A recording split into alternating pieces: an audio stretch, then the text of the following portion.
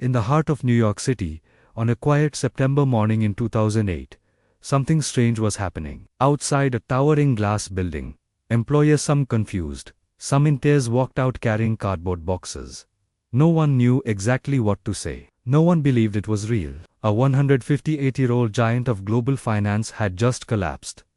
And with it, the world was about to tremble. But this story didn't begin on that morning. The story of this fall, this great unraveling, started decades earlier, in the shadows of ambition, risk, and the belief that a well-oiled financial machine could never break. Lehman Brothers was not just any bank. It was a symbol of American capitalism, a monument to success built on confidence and calculation. But beneath that confidence, cracks were spreading. Silent, invisible, until one day they became impossible to hide. It all started so humbly. In the mid-1800s, Lehman Brothers began as a small family shop. Three brothers, Henry, Emmanuel, and Meyer, immigrants, chasing opportunity, built something from almost nothing. They traded goods, invested in railroads and cotton, and over generations, evolved into a Wall Street powerhouse. By the early 2000s, Lehman wasn't just a bank, it was a global empire worth over $600 billion. Its executives were stars. Its CEO, Richard Fuld, was seen as a kind of financial warrior, tough, bold, feared, and admired. But the world of finance rewards boldness, until it doesn't. The early 2000s were a time of cheap money. Interest rates were low, and people were buying homes everywhere, bigger, better, more expensive. Banks saw a massive opportunity. Lehman saw an opportunity, and behind the scenes, risky mortgage loans, subprime loans, were being handed out like candy. People who could barely afford a car were somehow being approved for luxury houses. Lehman Brothers wasn't just participating in this boom, it was leading the charge. They packaged these risky loans into complicated financial products with names that sounded safe, even sophisticated, like collateralized debt obligations. These products were then sold across the world to banks, funds, and investors, anyone seeking higher returns. Money flowed like a river. Profits climbed to new heights. Stock prices soared, but deep inside those mortgage documents were numbers that just didn't add up. Loans that were never going to be paid back. Borrowers who were already drowning in debt. A bubble was quietly expanding, waiting for the smallest pin. And then, the pin arrived. By 2006, housing prices stopped rising. By 2007, they began to fall. Suddenly, those safe mortgage products were not safe at all. They were ticking time bombs. As borrowers defaulted on their loans, the value of these products collapsed. Banks started losing money fast.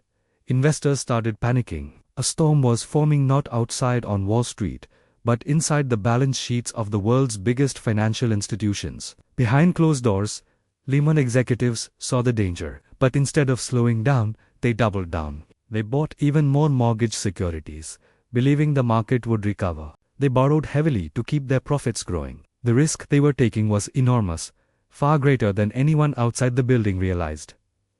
Soon, rumors began to spread. Analysts raised questions. Competitors whispered, could Lehman survive? The markets react not only to numbers but to fear, and fear was spreading like wildfire.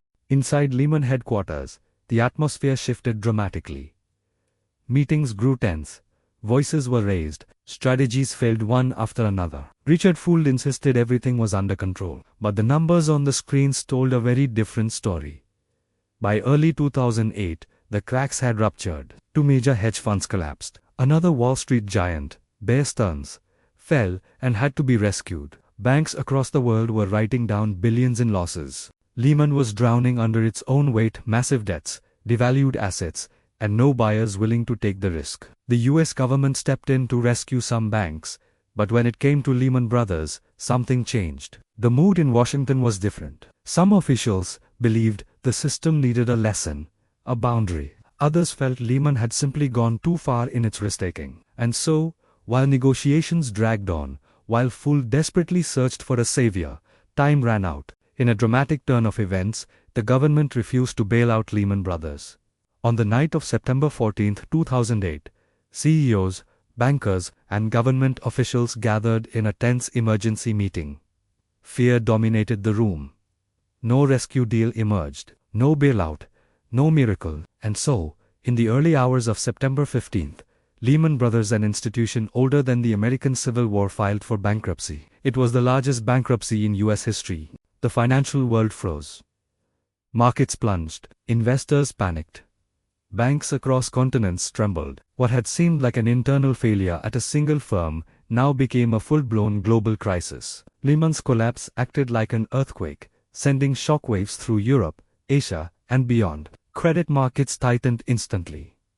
Businesses struggled to get loans. Millions of people lost their jobs, their homes, their life savings, their confidence in the system. Lehman's fall wasn't just a financial event, it was a psychological one. It shattered the belief that big banks were invincible. It exposed the fragile web connecting the world's financial institutions. It showed how one bank's mistakes, multiplied through global markets, could bring nations to their knees. In the aftermath, investigations began. Questions echoed through Congress and the media. Who was responsible? Why was no one watching? How could a bank so large hide so much risk? Reacher faced public outrage. Executives were questioned. Economists dissected every decision, every warning sign. Some said it was greed. Others said it was a failure of the system. Many concluded it was both. And yet, Lehman's fall forced a painful but necessary transformation. Governments introduced new regulations to prevent a repeat. Banks were forced to hold more capital to absorb losses. Risk-taking was monitored more closely. The world realized that modern finance, for all its brilliance and complexity, is built on trust, and that trust can collapse in a single moment. Today, when we look back, the story of Lehman Brothers is more than just the fall of a bank.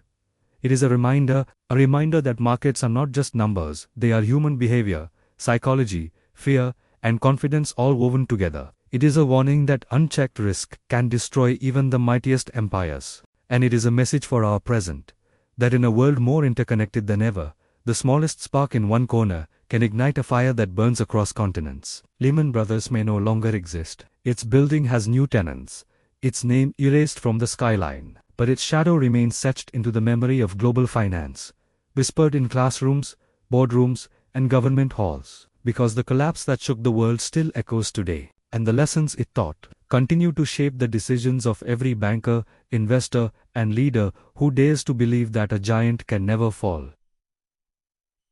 Thanks for watching. If you found this story interesting, be sure to subscribe for more deep dives into the events that shaped our world. See you next time.